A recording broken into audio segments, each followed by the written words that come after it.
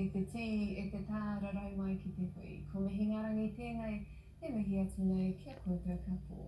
Welcome to the Hui, Māori current affairs for all New Zealanders. E tarawa ke nei. Hui is a town on the verge of a much-needed economic boom. But is the cost too high? The supply-demand now favours the landlords, whereas previous years it favoured the tenants. I just couldn't believe what I was looking at, and then the thought of packing up 15 years of memories and furniture, it's a lot to deal with. And with tenancy laws changing, more whānau are being forced out onto the street. Yeah, it's not how I envision my family to be, living in a house bus. We talked to whānau struggling with a rental crisis in Opotiki.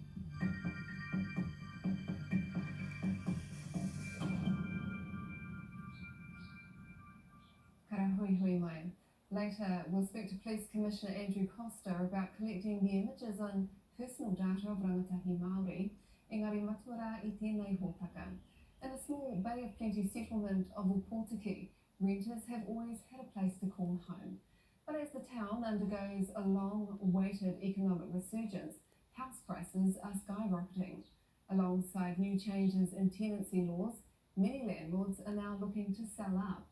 And as the rental market disappears, more and more whānau in Opotiki are being left homeless. Anea John Boynton me te roangake o ngā kōrero. Our tenancy laws are changing to give renters more rights. Everyone should be able to live a life of dignity whether they rent or own a home. But are these changes having the opposite effect? 2 weeks prior to the legislation changing, I received a 90-day notice, along with quite a few other local families. In the small eastern Bay of Plenty town of Opotiki, the rental market is shrinking. There's lots and lots of people wanting to come and live in Opotiki, so those rental properties are disappearing. With more whānau being left homeless. How long can the community cope if things keep going on like this? They're not coping now. As locals losing their homes stand up to tackle the crippling housing crisis. I feel we need to make a stand because it's cutting our throats. We're the heart and soul of Opotiki. Where are we going to go?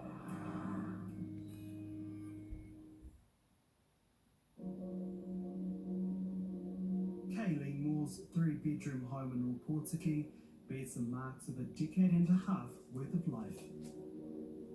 I've been paying rent here for 15 years, It has a lot of memories. You need that stand out when you look around the room. Yeah, going into labour with my third child. Maria, it was hard and fast. I made it just to Opotiki and had her. Memories that are both precious and painful for the mother of 4. So I lost my older brother 3 years ago through suicide, and he used to always come and stay here with me. So there's a room that's very, full of memories. It's just, just raising my babies, go through life's ups and downs. And my home is full of love, full of noisy children. But Kaylene only has a few weeks left in this home after she received a 90-day eviction notice in January. First and foremost, I was shocked, then I was emotional, and I was angry. I just couldn't believe what I was looking at. And then the thought of packing up 15 years of memories and furniture, it's a lot to deal with. Do you feel like you've been a bad tenant? No, I don't. I've had times where I've had delays in paying rent. But no, I am a good tenant. I've looked after this home. Last year, the government passed the Residential Tenancy Amendment Act, the biggest change to tenancy laws in the last 35 years. The changes will enforce healthy home standards, allow tenants to make small changes to their rentals, and bring an end to 90-day no-cause terminations. I am so incredibly proud of all of those that have invested their time into ensuring that our friends that are dependent on landlords are going to get those houses up to a blooming good nick. But there are also fears the new laws may erode the rights of landlords. Those who are landlords know that those antisocial behaviours are incredibly destructive, and the idea that there should be 3 warnings over 90 days before one goes to a tenancy tribunal is completely unacceptable. But Kaylene Moore is seeing the negative side to this law change. She's been evicted along with a number of other local families. Did it come as a surprise to you to receive that notice? It's a huge surprise. They gave me no reason, and I have been looking since I was given that notice. What I've come across is smaller homes for higher weekly rent. Kitty Dutton knows the struggle to find a suitable home after she received her 90-day notice late last year. Kia ora, Kitty. Oh, kia ora. Hi. Come on. So this has been your home for a couple months now? About a month. She ended up camping on the beach and couch surfing, but now lives in Opotiki in a house bus that a friend is lending her. Yes, it's a lot different. You kind of do get a little bit fed up with living in a house bus, but it's all that we have right now. So this is how I make our cup of teas on the barbecue. So we do fried rice, fried chips, so everything's cooked here. So this is like my outside kitchen. Come and have a seat. With only a handful of rental homes on the market, Kitty struggled to find support. First, I went to every organisation in town, and to no avail. I had no help whatsoever. So I put a notice on the community notices, and I had to eat humble pie when I did that because I'm a pretty proud person. I don't really want everyone knowing that I'm homeless, but it was the community who helped me. An Opotiki resident led her Paku house bus on her land, where her 2 sons currently live with her. Yeah, it's not how I envision my family to be. I've lived in Opotiki for about 25 years, and I've always had a home. I've had beautiful homes. You know, I've always looked after them, paid my rent, and treated them like my own home. Her youngest son sleeps in the bus with her, while her oldest son, who was sleeping in a tent, now sleeps in a minivan. These are the summer months. Are you concerned about what issues are going to arise if you're still in the house bus come winter time? I have noticed we've had a few cold nights, and if it's cold, you know, you need to get the extra blankets out or the hottie out. When it's raining, it's miserable. The squeeze on rentals in Opotiki isn't going unnoticed by property managers Chris and Joanne Donkin.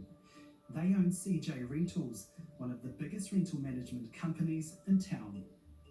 We manage approximately 140 properties, and we do own multiple properties ourselves. The rental market here in Opotiki, what has that traditionally been like? Difficult. There's been a big change in supply demand now favours the landlords, whereas previous years, and that's probably 2 years ago, it favoured the tenants. Kauriki was always considered very cheap, and unfortunately we were sort of lined up with the likes of Wairoa and Kiarao and Hastings, Fitzmere areas, so cheap accommodation, cheap to buy and cheap to rent. A lot of people might look at people who buy a lot of homes in lower socio-economic areas and go, is that akin to being a slumlord? You know, what's your response to people who might find that argument your way? So my take on that is the simple fact that it's generally a mum and dad investor that are just trying to get a little bit ahead in life. And I think most landlords have always been committed to bringing the quality of their property up, especially if they have bought something that isn't up to standard. As property managers, we've always pushed for that. We started insulating properties years before it even became fashionable. The couple have issued 8 90-day notices in the last 3 months, and Chris Donkin understands why landlords are worried about the law changes. I guess the concern is that having damage or a disruptive tenant in the property and the non-ability without major issues going through tenancy tribunal to remove that tenant. July 1 with the new heating and ventilation rules, there's certainly landlords that will be selling their properties prior to that law coming in. Just the share cost, you know, it's around $5,000 to retrofit a property. Harcourt's Opotiki is another major player in the rental market. managing around 100 homes for landlords. They didn't want to appear on camera to talk about Ōpōtaki's rental crisis, but in a statement, rental manager Wendy Moore says, "Many mum and dad investor landlords have had their rental properties for many years, and in some cases have had the same tenants for many years, and low rents below market rent guidelines are common. As values increase, selling becomes a more attractive option for rental property owners who do not now want to deal with the cost of compliance and upgrading their properties." But for Kaylene Moore, this attitude from landlords isn't good enough. They should be looking after their home like I do as a tenant in it. You would think they'd want their homes to last the distance, so keeping them compliant, keeping them warm and dry, doing the maintenance on them. Would they live in a place that is not up to standard, with their own families? I don't think so. Coming up, how the community here in Ōpōtaki is trying to find its own solution to the housing shortage. So there's a lot of hard work ahead still, but the reward is knowing that we're going to have people in here.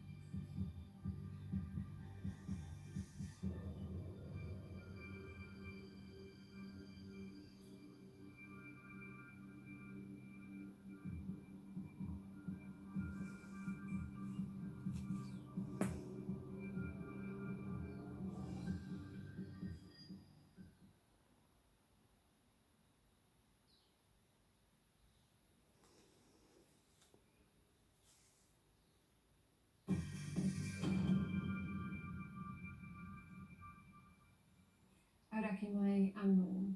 Ōpōtaki is a town on the comeback, with the government targeting it as a future place of growth.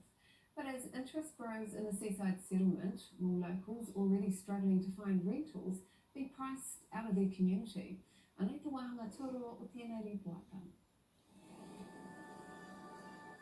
Ōpōtaki is known for its breathtaking coastline, a gateway to Te Moana Apoi. Once a forgotten rural outpost, the town is undergoing an economic resurgence.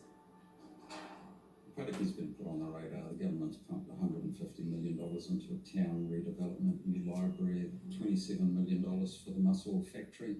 So there's huge infrastructure going on in Ōpōtaki, and I guess Ōpōtaki's being noticed. And this investment is driving up house prices. There's lots and lots of people wanting to come and live in Ōpōtaki, so those rental properties are disappearing. We've lost 15 to 20 properties in the last 12 months through properties being sold, and they're no longer rentals. If you look at the increase in the market in Ōpōtaki over the last couple of years, you'll see that houses have gone from 200,000 to 400,000 or 500,000, and they're selling quickly. Mandy Smith is from the emergency housing provider Whakatu Whanau Trust. She understands why landlords are looking to sell up in a red-hot property market. I don't know what we're going to do about that. I mean, the only way we can do it is to provide more housing stock and just try and drive the market down. But then that's going to take time. But there's not enough time for the whānau the trust supports. You do know when you meet with some of these whānau just how badly they are feeling. They can't provide for their children, whether we go to their head, they go intense TARS whatever it is that they can do to try and provide some form of shelter. But some relief is on the way. Whakaatu Whanona is putting the finishing touches on this new transitional housing complex.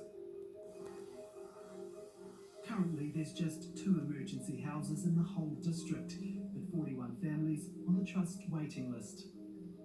That might not sound very big for bigger regions, but for Portugal, it's pretty big in number, because when you look at that by the number of people within the home, you could be looking at 170, 180 people that are displaced. Yeah. But the trust faced a 3-year-long battle to build these new houses. They received some government funding, but also had to take out a mortgage to fund the project. So there's a lot of hard work ahead still, but I guess the reward is knowing that we're going to have people in here, and we're going to be able to at least house some of our people.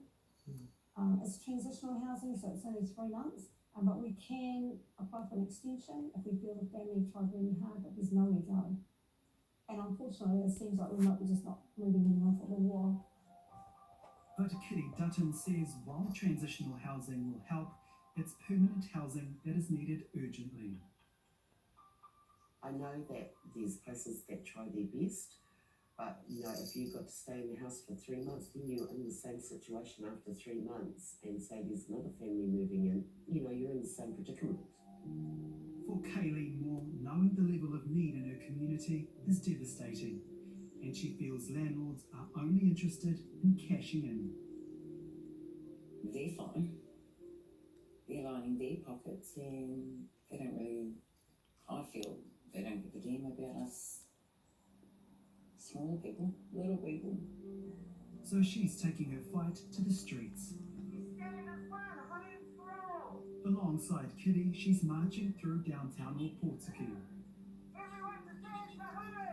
bringing awareness to the rental crisis and homelessness. Having a voice for the community and getting our message out there is what our march represents, and it's letting our locals know we have a crisis, we have a huge problem right now in Portugal. So I'm proud of my friend for organising that. It's for the people who are homeless and the eviction notices. I know this is nationwide, all over New Zealand, but it's very much so here in this town. Property managers Chris and Joanne Donkin don't believe landlords are adding to the problem. We consider what we do personally as a service to the community. We're in the process of building 3 new rental houses at the moment. 1 is nearly completed. So we don't see ourselves as a problem, we see ourselves as offering a service. But it's a service Kaylene can't afford, and she says she'll likely have to move in with her parents, but doesn't want to be a burden on them. What do you want people to know about what you are going through? How hard it is for me as a solo mum, not being able to provide a roof over my children's head. I hope it doesn't offrail my children, have an effect on them, because they've called this place their home for 15 years since they were born. It's just the thought of not being able to provide for my kids, I feel like a failure as a parent. I do worry about their future, because this is what I'm going through now. How's it going to be for them in 10, 15, 20 years? You want them to have a future, a brighter future. Yeah, I do. And if you were to find a home and have that security again, how would that make you feel? It brings a smile to my face straight away.